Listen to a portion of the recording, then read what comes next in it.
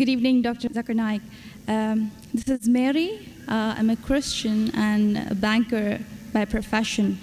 My question for you is based on your statement that nowhere in the Bible it's mentioned that Jesus Christ is the Son of God.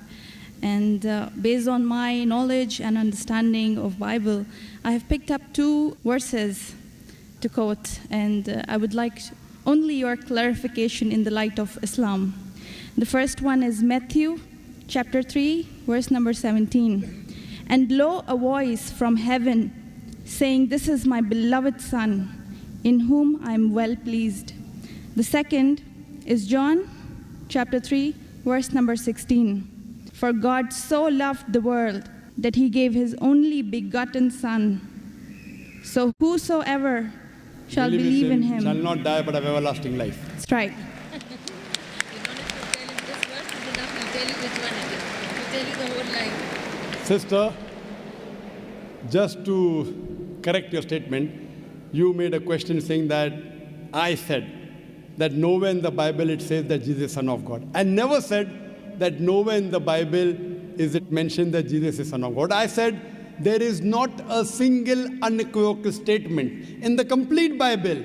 There is not a single unambiguous statement in the complete Bible where Jesus Christ, peace be upon him, himself says that I am God, or where he says worship me.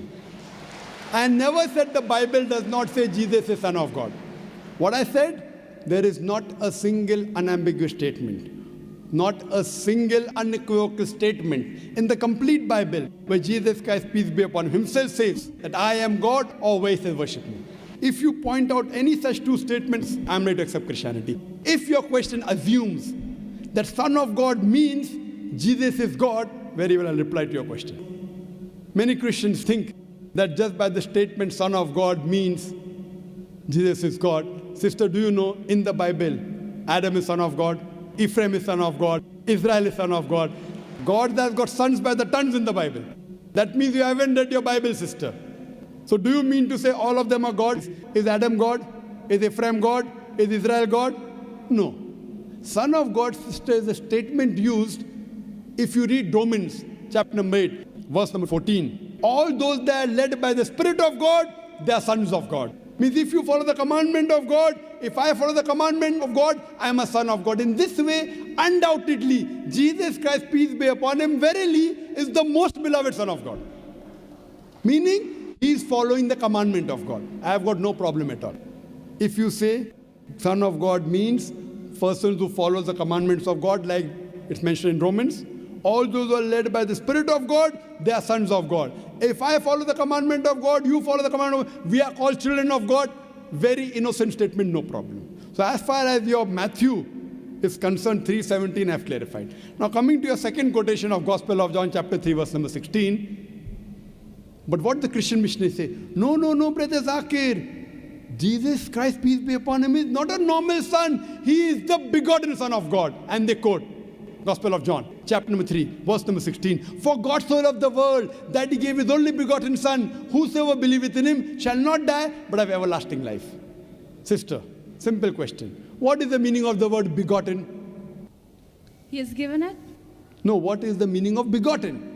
He has given his Son to the people. No, sister. Begotten doesn't mean he's given his Son. You know English, I know English. Your English is, mashallah, very good. Begotten doesn't mean he's given his Son. If I say you have begotten a son. Sorry to interrupt. Don't give metaphorical meaning. English. I'm not a scholar. You're not a scholar, but your English is very good. I'm a layman person. And but sister, your English is very... If I say you have begotten a son, what does it mean? That means you have had sexual relationship with your husband and you begot a son. Begetting is a function of lower animals of sex. How can I attribute this function to Almighty God? Who did God have sex with? Who? That's the reason the scholars of Christianity, if you read the Revised Standard Edition, Revised Standard Version of the Bible, revised by 32 scholars, Christian scholars of the highest eminence, backed by 50 different corporate denominations, they say this word begotten in Gospel of John, chapter number 3, verse number 16, is an interpolation, is a fabrication, is a concoction, and they're thrown out of the Bible. So if you read the Bible, if you read the Revised Standard Version, it is the bestseller in the world. Revised Standard Version, revised by not Muslims, not Hindus, 32 Christian scholars of the highest eminence, backed by 50 different corporate denominations. They say this word begotten is not present in the original manuscript of Gospel of John chapter 3 verse 16. What they say, it's an interpolation, it's a fabrication, it's a concoction, it's an adulteration. So Jesus is just like a son. Like Adam was son of God, Ephraim was son of God, Israel was son of God. He's a prophet of God. So I've got no problem in accepting that verily Jesus Christ, peace be upon him, was a prophet and a messenger of God, but he was not God. Hope that answers the question, sister. So now, sister. Thank you very much, Dr. Sister, can we reverse the role now? Yes, I definitely. said I was ready to accept Christianity if you proved Jesus was God. Would you accept Islam now? Would you agree that Jesus is the prophet of God? I have still a few more things to clarify. You're most welcome, sister. Why do Muslims refrain from the statement, Son of God? Why? Yes. If I answer the question, will you accept Islam? Fine, it's not a compulsion. I think we have a huge population of Muslims in the world. We Yes. need believers. We do not need only Muslims by name. Yes, so we want Muslim by deed. So we want to become Muslim by deed, not by name. Sister, okay, coming to your question, that why do Muslims refrain from using Son of God as a phrase? Very good question. And that's the reason, sister, if you read the Quran has got 99 attributes to Allah subhanahu wa ta'ala. Ar-Rahman, Ar-Rahim, Al-Hakim, most gracious, most merciful, most wise. But Allah subhanahu wa ta'ala in his last and final revelation, if there's something like Old Testament and New Testament, Quran is the last testament. In his last testament, he has not used the word Ab. In Arabic, Ab means father. Why? He has used the more difficult word Rab. Rab is more difficult to pronounce than Ab, which means the Lord, the cherisher, the sustainer. He has used Rab as attribute but not Ab. Why? Because in the previous revelations which were changed, Bible is the changed form of the Injil.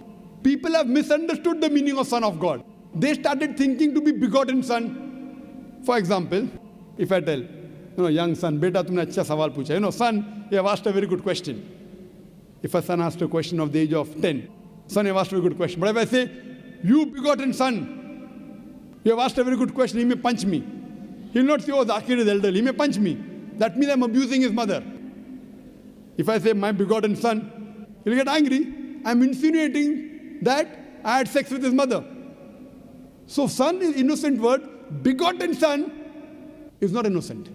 Same way, the son is a very good word, but people started misunderstanding. So to remove this confusion, that's the reason the Quran does not use the word father as attribute to Almighty God. Otherwise, it's a good word. So same way, we refrain from using Son of God because people start thinking that he's God. No Christian ever comes and tells me Adam is son of God, Ephraim is son of God. Why? Bible says Israel is son of God. Why don't you come and tell me? Because they are programmed. No Christian has come and told me that the Bible says Ephraim is son of God. No, why? Because they are programmed to believe that Jesus Christ is Almighty God. He never said he's Almighty God. And I told you earlier, in my earlier answer, he never claimed divinity. That means you're insulting Almighty God. That means you're insulting Jesus Christ, peace be upon him. That's what I say.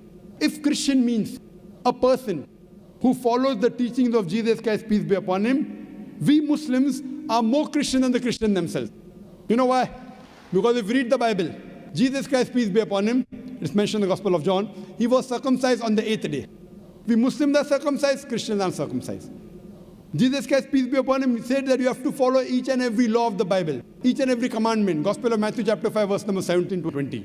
If you break one law or jittle from the commandment, you shall not enter the kingdom of heaven. If you go to the Old Testament, it clearly says in the book of Leviticus, chapter number 11, verse number 7 to 8. In the book of Deuteronomy, chapter number 14, verse number 8. In the book of Isaiah, chapter 65, verse number 2 to 5, that you shall not have pork.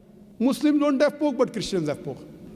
So if Christian means a person who follows the teachings of Jesus Christ, peace be upon him, we Muslims are more Christian than the Christians themselves. The Bible says in the book of Ephesians, chapter number 5, verse number 18, that thou shalt not have wine. It's mentioned in the book of Proverbs, chapter number 20, verse number 1. Wine is a mocker. You should not have wine. Muslims don't have alcohol, but the Christians have alcohol. Further, if you analyze, there are various references I can give you. So if Christian means one who follows the teachings of Jesus Christ, peace be upon him, I say that I'm more Christian than the Christian themselves. If you become a Muslim, you are a more better practicing Christian than the so-called namesake Christians. Yes, sister. Can I ask something? Sure, yeah. all right. You're most welcome, sister. I would not like to cross-question or criticize your statement. Sister, you're most welcome to cross-question me. You're most welcome to criticize me. I love it. Unless a person doesn't cross-examine. See, suppose I want to prove something. If I say this is the best, I want to check it out whether it's best or not. That's right. Because a logical person, so please, sister, cross-examine me, criticize me, attack me. Once you're convinced, then you accept it. Yes, sister, go ahead. I will definitely not intend to do something like this. The object of questioning more is to know more so that I know what I follow is right. That's all. Thank you very much. Sister can ask any question, no problem. You're most welcome. Whether your intention is very good, but I went to the extent of saying even your intention is bad, no problem. But your intention is very good, sister. So you can ask any questions and you don't have to accept Islam. No one can force you. Quran says, La ikraha fid din. There's no compulsion in religion. Truth stands out clear from error. So don't think that if I answer a question, you have to accept. On the day of judgment, only give the evidence that I gave you the answer. Yes, sister. Any questions? Thank you very much. Yes, sister. You said that we Muslims are better Christians than the actual Christians. So the complete statement I made, if Christian means a person who follows the teachings of Jesus Christ, peace be upon him, we Muslims are more Christian than the Christian themselves. Yes, sister, your question. But this is not a layman statement. Do not have a specialized knowledge of Islam and as well as Christianity. And you can ask the doctors of divinity whether I'm saying is right or wrong. Yes, sister. Thank you very much, Dr. Naik. So what is the question that? That was my question, that why did you mention that we Muslims are better Christians than the actual Christians? When I said that, why did I say that? I think this is beyond my thinking, that why would a Muslim call himself a Christian? No, correct. Why? Because we love Jesus Christ, peace be upon him. We love him more than you. We love him, we respect him, we revere him, but we don't worship him. The reason I said this because I love Jesus Christ, peace be upon him. I respect him, I revere him, but I don't worship him. Because he never told me to worship him. If he would have told me to worship him, I would have worshipped him. So that's the reason I say, if Christian means a person who follows the teachings of Jesus Christ, peace be upon him, I'm more Christian than the Christian themselves. Because I love Jesus Christ, peace be upon him. I respect him, I revere him, but I don't worship him. So hope that answers the question, sister. Thank you very much.